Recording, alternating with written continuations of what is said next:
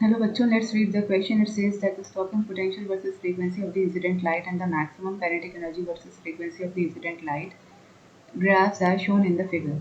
Match the following two columns. Question में हमें stopping potential versus frequency और kinetic energy maximum versus frequency का graph दिया हुआ है. हमें बताना है कि इसमें से कौन सा मैच करेक्ट है. सो यहाँ जो हम की कॉन्सेप्ट यूज़ करेंगे वो है फोटो इलेक्ट्रिक इफेक्ट.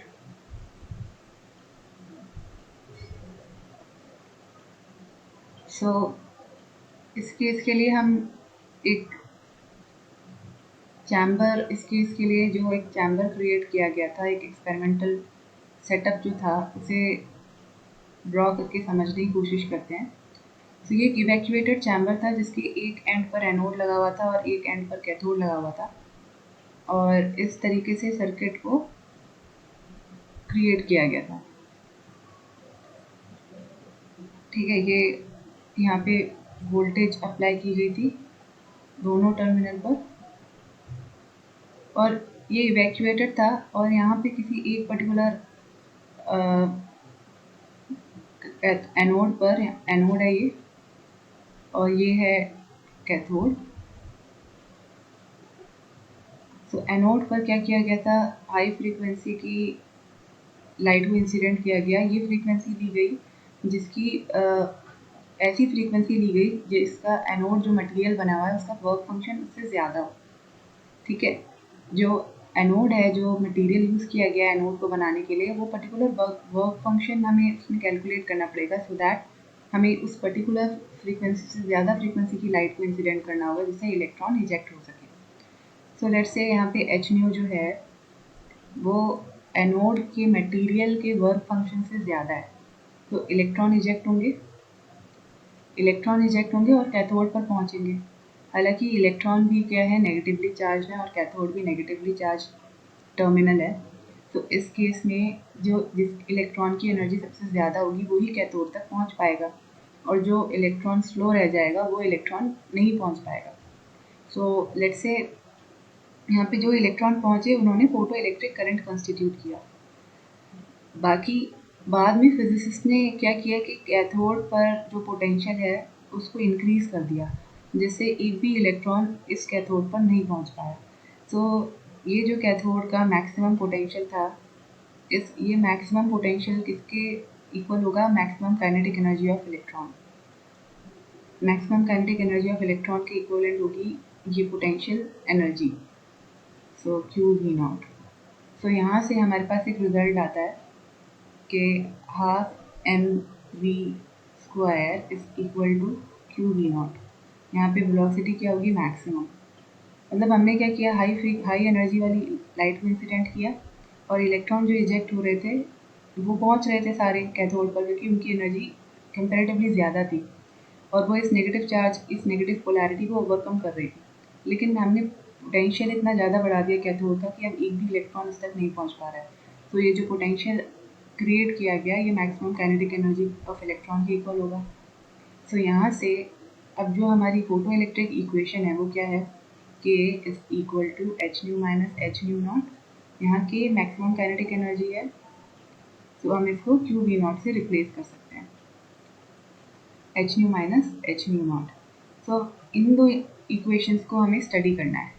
सो सबसे पहले हम क्यू वी नॉट वाली इक्वेशन को देखते हैं. Q V naught is equal to H nu minus H nu not.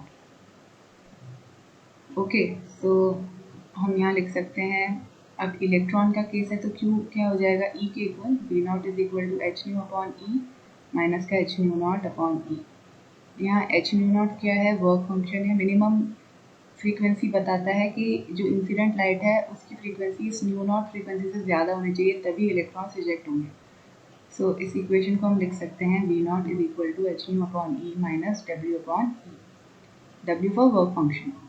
अगर हम इसका ग्राफ प्लॉट करें, सो ये है frequency versus potential V, stopping potential. So ये इक्वेशन जो है y is equal to M X minus C के इक्वलेंट है. अब इस केस में एक बार x को 0 करेंगे तो y की मैक्सिमम वैल्यू मिलेगी, और y को 0 करेंगे तो x की. तो यहाँ पे जो x है वो न्यू है।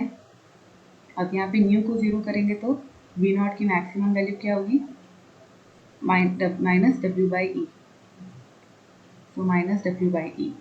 इसी तरीके से जब हम वी नॉट को 0 करेंगे तो न्यू की वैल्यू क्या होगी, वी नॉट को 0 करेंगे तो h nu upon E minus W upon E, so nu is equal to W upon h, right. तो यहाँ पे क्या आ जाएगा, ये डब्ल्यू अपॉन एच। तो ये कुछ इस तरीके का स्ट्रेट लाइन प्लॉट होगा और इसकी इक्वेशन क्या होगी, V naught is equal to H nu upon E minus W upon E. ठीक है, इसी तरीके से अब दूसरी इक्वेशन देखते हैं। लेट्स से फर्स्ट इक्वेशन के केस में था, अब जो बेसिक इक्वेशन है फोटो इलेक्ट्रिक इफेक्ट की वो क्या है, H nu minus H nu naught is equal to kinetic energy. So यहाँ पे भी काइनेटिक एनर्जी, ये इक्वेशन जो है एम एक्स माइनस सी के इक्विवेलेंट है।